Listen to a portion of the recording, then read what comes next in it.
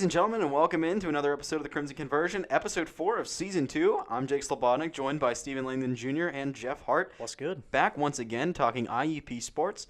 We're going to be discussing the IUP baseball season, how they opened up so far. Stephen's going to give us an IUP lacrosse update as their season progresses, and then Jeff's going to round it off with women's basketball recap, how they finished out their season. Unfortunately, not in their favor, but still a great season overall. And then we're going to do something new. Instead of plays of the week, we're going to do athletes of the week to conclude us. And then some more special surprises at the end. So let's get things started. I'll start things off with the IAP baseball update. You know, the baseball team, not really off to the start that they were expecting. 7-14 record overall.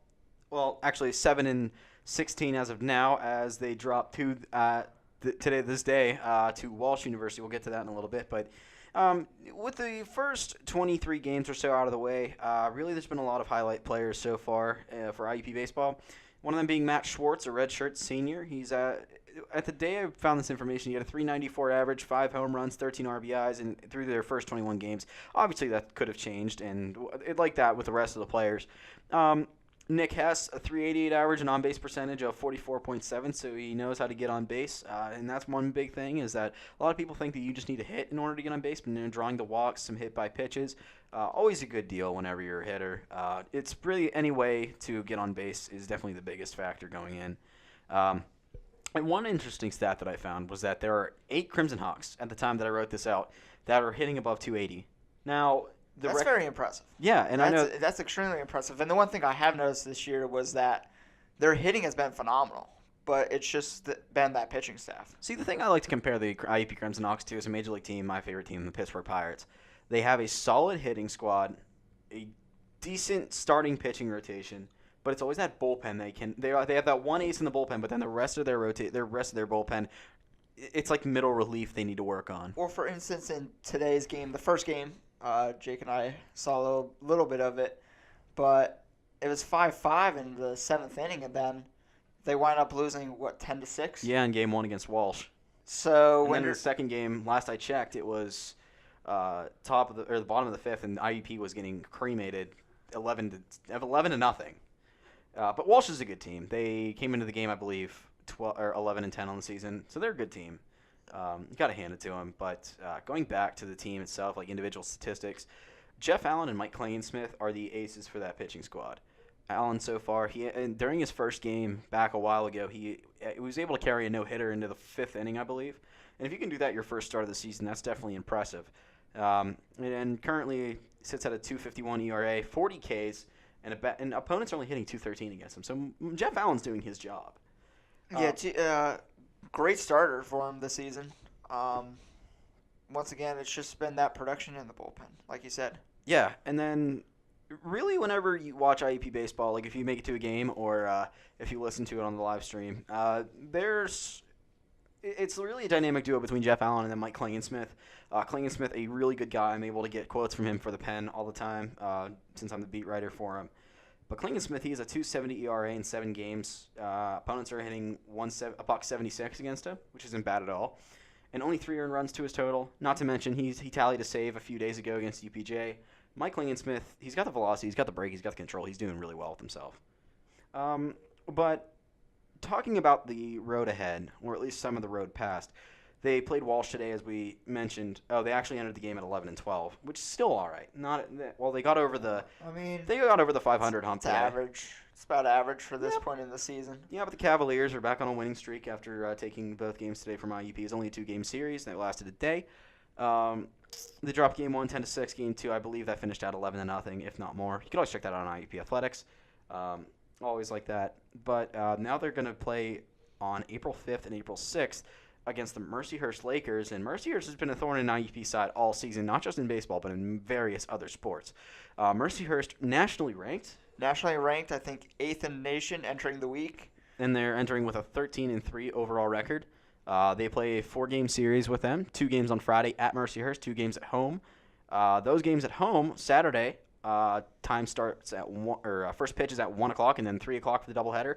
Stephen and I get the honor of calling that for WIUP-FM, so if you can, tune in. 90.1 FM on the dial, WIPFM.org, or if you can, download the TuneIn app and search up WIUPFM. We're going on the air around 12:45, so it'll be going forward. But guys, with the things that we have in front of us, it's pretty much a mismatch between this team. What should we expect from IUP going forward? A long road ahead. I mean, I really, it's terrible to say, but the way that they have started out the season, their pitching staff has been shaky at best, and their hitters, fantastic. I mean, I can't really complain about the hitting staff because it's kind of hard when your pitchers are giving up 6 runs a game, and then you have your hitting core to rely upon, and coming from experience playing baseball when I was younger, it's really hard scoring 7-8 runs in a game consistently. Well, and I think it could honestly just be an example of just maybe a slow start. Maybe they'll start getting going. Like you said, they have good hitters, but the pitching is a problem. Jake and I were just watching the game before the show. They were down 15-1, so just they need to get their pitching up right now because their hitting is getting it done. But like Steven, like you were talking about, offensively, you can't expect to have like 7, 8, 9 runs a game to win you every single game. You can't consistently count on that. That's why in the game of baseball, the pitching position is so marquee. You need to have reliable guys that can close out games and help you come away with the W. And right now, I feel like they still need to do a little bit more development in that area right now. But if they can get that going, I think they could maybe get some momentum. And pitching is a vital aspect when it comes to the game of baseball. It's pretty much a half. If your pitching's not on point, you're probably going to lose a game 9 times out of the 10. Because hitting, you could score 1 run, but if your pitching can't hold them to 0, you're most likely going to end up losing. In IUP, the really big struggle, like we mentioned before, is their bullpen relief, comparable to the Pirates. I think the one thing about their pitching core is that they have the players to pitch. It's just that they're just trying to find who works best. It's kind of like when, and I'm going to tie it into basketball here, like with the Boston Celtics. They have the talent, but they need to find the right – people have to realize that it's hard to find a right chemistry, especially in baseball. And, I'm going to say this. I think baseball is the ultimate team sport, more than football, because you need so many people. You can have one good pitcher, but that's not going to finish you a game. You need to have a guy who can close. You need to have a guy who can, be your Iceman. You need to have people that can step up in big-time moments. And not everyone's going to play every single game. Baseball is not a sport where you can just have a guy come in every single game and play. You need to rest people. You need to have people to step up when you need it. So it's just, especially at a position in baseball that is so incredibly reliant on your team's performance, like the pitching position, they need to find that perfect lineup. And I think it's coming to fruition right now because along with Jeff Allen and Clangon Smith, I know one other notable name who I actually graduated with, or he graduated a year ahead of me in high school, at my high school, Tyler Adams. He went 5 innings, I believe, in his first start of the year against UPJ. Despite them losing, he held them scoreless for, I think, 5 full innings, tallying up a season-high 8 strikeouts in that game, and I think only allowing 3 to 5 hits. That's not bad. And Adams, growing up, I watched him play, and he has the velocity. Control was a major issue because I actually caught him a few times. Control is definitely a big issue for Adams. But he did have arm surgery back his senior year of high school, which kept him out of the rotation. But as he's progressed throughout his college career, he's really put up some big numbers. He's really fixed himself a little bit, and he's now shaping back to pre-surgery when he was a dominant pitcher. And I think that IUP is going to start relying on him more and more throughout the season now that they kind of get a feel of what Adams has to bring to the table. Well, here's the other thing about the IUP team is that in the beginning of the year, their fielding was not the best. It was atrocious. It was not the best, to say the least. There were errors game after game after game, and I'm not saying one. They had 3, 4 sometimes. So over the course of the games, their errors have gone down tremendously. So I think the one thing is that if they could figure out their pitching staff, and I mean it's getting closer to. It's about middle of the season, close to the end. They're starting to tread red levels right now. Yeah. Just because, now after today they're at 7-16, and then they're playing the nationally ranked Mercyhurst Lakers. It's do or die, essentially. Yeah. There's no more room for error. You need to fix it up now, make the adjustments that you make. Absolutely. But if you can fix those pitching mistakes, then that's a dangerous team. Oh, yeah, without a doubt. And they're still young. They're still young. They have a lot of sophomores that have really stepped up this season with Austin Muller and Ben Teplin. They started to do their part, but I would really start making corrections now, even if you want, because last year wasn't a bad year for them. So if they could step it up and maybe replicate a season like last year, if not do a little bit better, it'll work out in their favor. But that's still a long. We'll have to see what happens this weekend as we go on. But yeah, I think this weekend will really determine, because if they are playing a nationally ranked team, if they can keep up with them, it'll now broaden the horizons, or maybe even condense them a little bit as to how they can finish out the season. But yeah, that's it for baseball. They will play Mercyhurst April 5th and April 6th. Catch that on WIPFM. We'll plug that once more at the end of the show. But Steven, I understand you have a lacrosse update for us, which is a little interesting. Yeah, so take it away. So the lacrosse team entered the last week, this week on a 3-game losing streak, so it wasn't the best, but we'll get into what happened in today's game. So starting with last week on Wednesday, they played away at Slippery Rock. The final score was 8-6. Disappointing for them. That's been the running trend for the lacrosse team all season long. They've had very close games for the majority of the games, like 1-2 point losses. But leading the team that game was senior Allie Burrows, fantastic player. She's been a star athlete for them all season long. And sophomore Victoria Kirkovich, who both of them together tallied 4 goals and 1 assist. So altogether, not a bad performance by them. Just came up a little bit short against the Rock. Last Saturday, the team traveled to Millersville, where they came up just short again, losing 14-13 in overtime, actually.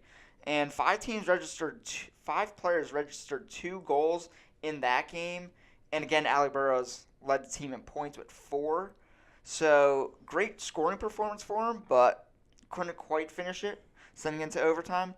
But then today, absolutely put on a clinic at Miller Stadium, winning against Edinburgh 19-6.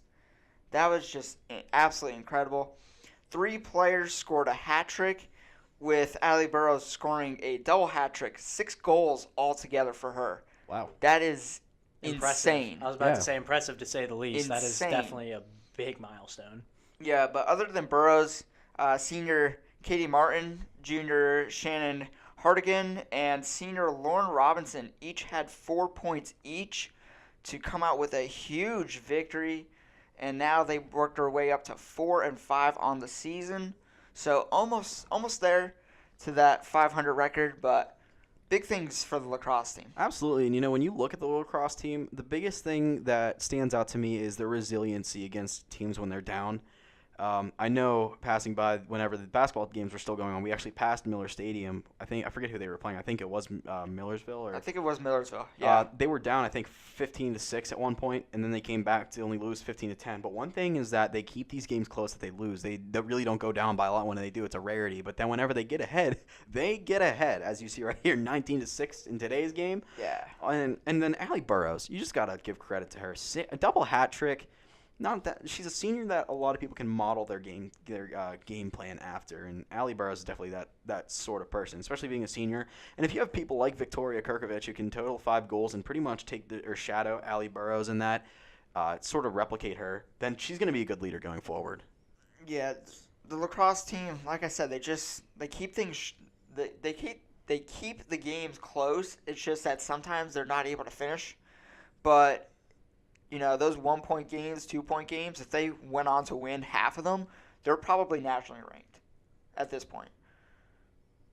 Jeff, you got anything to say about? Honestly, it was a stupendous performance they had the other night. 6 points. I'm still in awe about that. And not only that, you had 3 players who had hat tricks. So the amount of production they can get from a variety of players really plays a role into why I think they keep the games that even they lose so close. They have a bunch of people that can step up in big moments and give you that production, that elite production you need, which is why when they're winning, they're blowing out people 19-6. They just put on a scoring clinic like you were talking about, Steven. You alluded to that, how you had multiple players, 4 points each for like 3 or 4 players. I mean, that's just impressive to have. And if they can keep producing at this level like they did in this past game, the sky's the limit for them. I mean, if they can keep doing that. I think the one thing that they've been struggling with all season long is finding that starter at goalie, because they've gone through, they've had 2 goalies for the majority of the games, and looking at their team the last couple of years, they've had just one marquee goalie, and when you're just trying to determine who do you want in, who do you want out,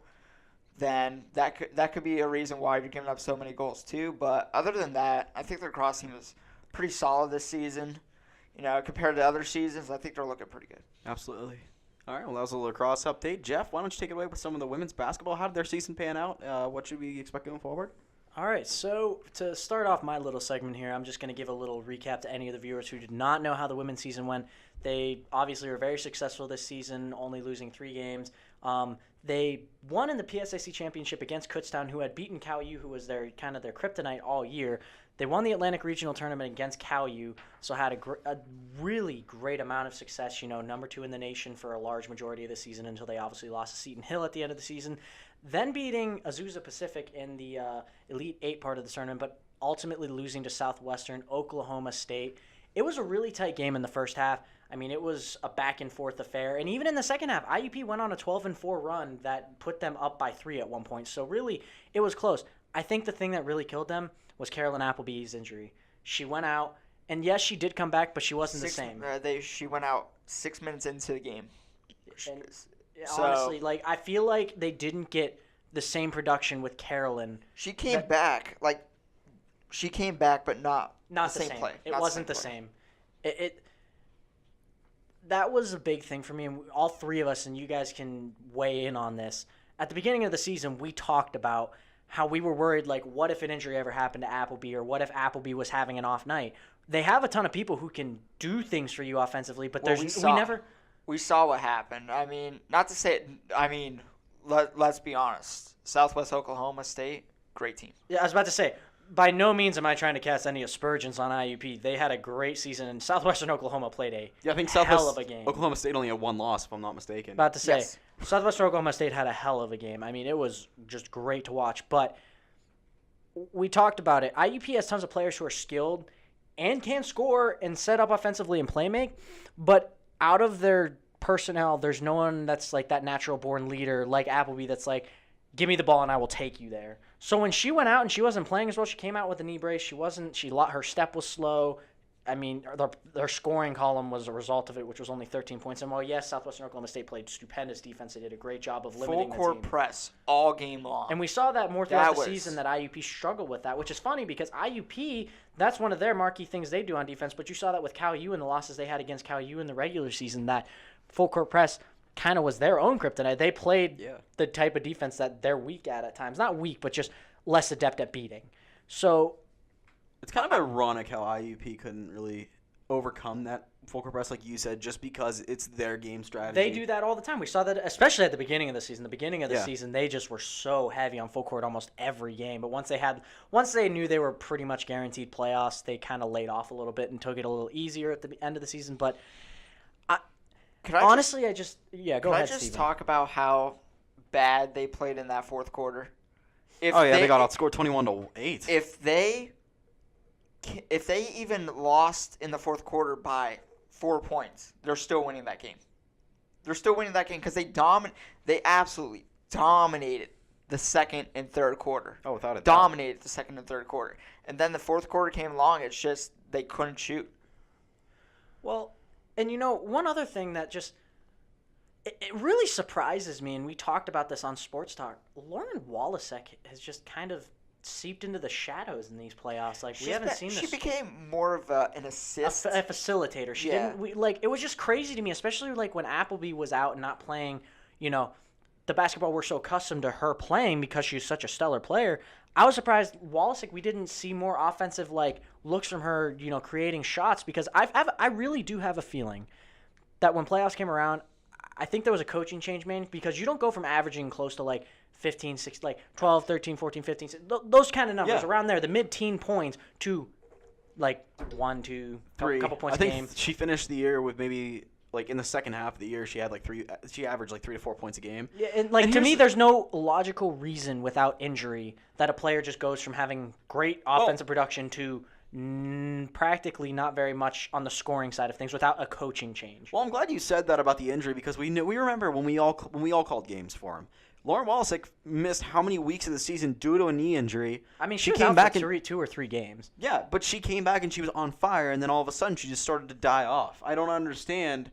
I remember she came back in that second game after the injury. She had a 20-point game. I remember that. It was a stellar performance. And that's why it surprises me, is because usually if you see someone coming back from an injury, you see them start to get better as it slowly progress. Yeah, not slowly decline. It seemed like she degressed. Yeah, and I don't even think it's the injury because I honestly think it was a coaching decision because we know Wallace. We've had the chance to talk to her, whether it be on IPTV Sports. We've had the chance to interview her. She's a great person, stellar athlete, all around.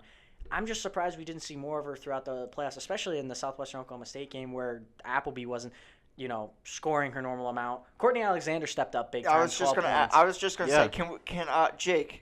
Can you take us through Courtney Alexander's game? Because you've been alluding to her all season long of how great she has been. Yes. And what a performance she had in the national tournament. Oh my goodness. Well, I can't put in the words her to describe. She really stepped up for the IUP Crimson. Scratch the entire tournament. Let's just talk about the Elite Eight. Elite Eight, she came to play. In the game against Southwest Oklahoma State, she had 12 points. She was 4 of 9 from the field, 4 of 7 from 3-point range. And here's the thing with Courtney Alexander. She killed in the 3-point game. I'm pretty sure, I think it was against Azusa Pacific where she came in and nailed, I think, maybe 4 straight 3-pointers, maybe even more. If you see that corner 3 that she has. She developed that. She quickly developed that. Not to mention, going against Azusa Pacific, she was 3 from 4 from the field with 9 points, 3 of 4 from 3-point range. A lot of these points are coming straight from 3-pointers, and that's the thing is that it's right from the. I would say at least 75% of them came from the corner. Yes, guys, to transition into 3, you also hit a big marker point for me. Another thing aside from the fact that Southwestern Oklahoma State played great defense, limiting IUP, the 3. They were feeling it 6 threes from different players. Can we just talk about how different players? It was not IUP's defense. They were just feeling it. Listen, here's my thing. Is one thing I noticed because Steven and I were watching this. You guys are talking about Southwest Oklahoma State, right? Yeah, how they hit 6 threes and they were from different players. We were sitting at dinner and we were watching the game because they had a viewing party. Southwest Oklahoma State, we had defenders up in their face, and they would just launch it and somehow make it in. Jake, let me ask you. What was the first thing I said about Southwest Oklahoma State? What was the first, before the game even started, do you remember what I said to you? I think it was something like deny early or something like that. You got to get on them as soon as possible, because if you leave them open for the 3 and you give them an opportunity, they will take advantage of it, and case in point in that game. I said, as soon as you let them start scoring, they're not going to stop. They aren't going to let up whatsoever, and that's exactly what the fourth quarter did. They caught a little bit of fire. 22 points they scored in that fourth quarter. Yeah, and aside from the loss in that Elite Eight part of the tournament, the women have nothing to be ashamed of. They played a great season. They were national. 2 straight Final Four appearances. They weren't even expected to get this far this year. Last year, they weren't even expected to get to the Final Four last year, and look what they did. But this year, I think even so much I think they were less expected to get to the. And to be quite honest, Steven, had Appleby not gotten injured, I think there's a very good chance they could have pulled away. I'm not saying it's guaranteed. I think the chances get stronger. I think Appleby scores at least 20. I think Appleby would get more points, and it would definitely be a more interesting game. And she would, I feel like it has such a mental impact on a team when your leader, whether it be on or off the court, goes out with an injury. Especially Appleby, who never stays out or goes out of play for practically anything. Here's the thing is that whenever I saw her crying, I'm like, okay, this is actually an injury that we need to look out for. And I don't want to draw attention to the fact that she was crying on the floor, but still, obviously when we interviewed her for Off the Court, which thank you all for watching not only that one, but the Cobo Diaz interview, because those got stellar views, stellar reception, so thank you for that. But going back to that, when we interviewed her for Off the Court, we told her about, from an outsider standpoint, how it feels to see Carolyn hit the floor and get right back up no matter the severity of the injury. She said no one can keep me down. And whenever she went down with that injury, I was like, okay, this is serious. This is big time, because it's not normal to see Carolyn Appleby this down and hurt. But yeah, what Jeff said, the women's team have nothing to hang their heads up. As Steven said, it's 2 straight Final Fours. Another banner, most likely. Oh, yeah, and that'll be a good ceremony to watch. I'm not going to lie. Looking forward to seeing that next year. Absolutely, but really nothing for them to hang their heads of. They had a stellar group. They're going to have a stellar group in the next coming years just because of all the experience they got from the underclassmen this year. And Coach McConnell. I was about to say, you as long as you have Coach McConnell, you're going to be the elephant in the room. I didn't think we needed to say that. But yes, you can't have an ultimate team without an ultimate person leading it, and that's Coach McConnell. Absolutely stellar man, good individual, good-hearted individual, I should say, But yeah. One quick thing I like to talk about with the men's team is congratulations to Cobo Diaz going to the Division II All-Star game. Yeah. Good job for him. He had a double-double in that game. I don't know what else Kobo's a to say. double-double machine. I mean, He just really throughout the is. season. I mean, and we don't need to really get into it because, I mean, obviously, if you want to learn more about Kobo, go back and watch the off-the-court interview we all had with him. Great guy, planning on hopefully going pro in Europe and or got the to Canary meet- Islands or something to that effect. So, obviously, just a stellar player. Got to meet a fellow Spaniard named Pau Gasol as well. Yeah, he posted a picture on Instagram of him with Pau Gasol. Pau Gasol, when Kobo stands next to him, this is a sidetrack, Kobo looks like a small child. Pau Gasol is that tall. Well, that's the thing. Pau Gasol is a world champion NBA player. People realize when you go from college to the NBA, there's a possible Hall huge of size Famer. difference. I was about to say Pau Gasol's a borderline Hall of Famer. When you go from college to NBA, there's a huge size difference. But if Diaz could put on a couple extra, like A few extra pounds of muscle, few- he could. That's disgusting. But yeah, Incredible job by him. Congrats to him. congrats to the women's team altogether, and congrats to all of our IUP sports. And speaking of congrats, let's segue into our last topic of the show. Our first time we're doing this. Congrats to these fellow athletes of the week. All IUP athletes. I'll give my take first. Austin Miller from baseball, a catcher utility player. He's a sophomore and business major. The reason I pick him is because he had a game-winning hit in the series finale against UPJ last week to end IUP's losing streak. Sort of turned things on the positive side for him, and then he also drove in 3 extra runs on that game. So, Austin Miller, congratulations. You're Jake Slavonic's first ever athlete of the week. Jeff, how about you? Well, for my athlete of the week, I'm gonna have to give it to Carolyn Appleby. While yes, the women did ultimately fall short in that elite, that Elite Eight section of the tournament. In that game against Southwestern Oklahoma State, she came back after obviously an agonizing injury, puts up a team high 13 points, and came out and was an emotional leader for her squad and for a majority of the season, for that matter. Steven. Is it really a question on who the athlete of the week is for the lacrosse team? Has to be Allie Burrow. I mean, senior attacker. In the last 3 games, 11 goals and 2 assists. My God. Speechless. All right, so congrats to Austin Miller, Carolyn Appleby, and Allie Burrow. Your first ever TPSN Players of the Week. Athletes of the Week, that is. And wrapping up the show, that'll do it from about all of us here at TPSN. Yet again, thank you for tuning in to yet another episode of the Crimson Conversion. In the next coming episodes, we're going to review more baseball, softball, lacrosse, and maybe some more other sports within there. Track and field as well. Coming up this weekend. Steven's specialty. And then, of course, we're going to try to fit in maybe 1 or 2 more off the courts before the end of the school year.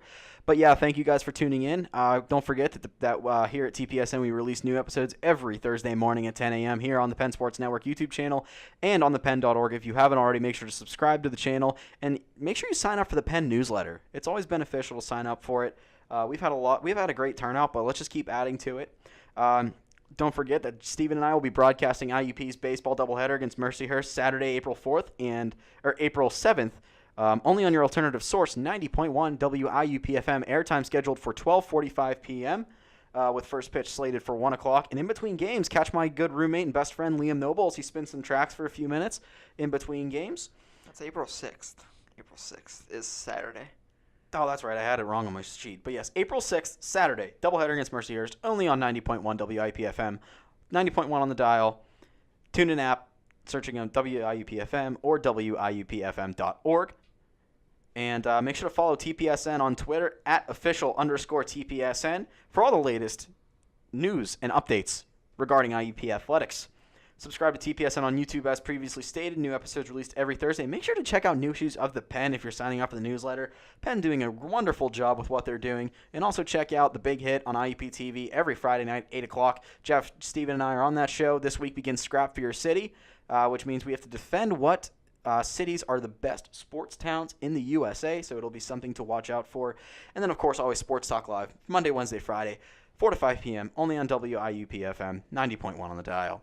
But from all of us here at TPSN, I've been Jake Slavonic, joined by Stephen Langdon Jr. and Jeff Hart, the heart of sports entertainment. And yeah, guys, we will see you next week here on the Crimson Conversion. Oh, yeah.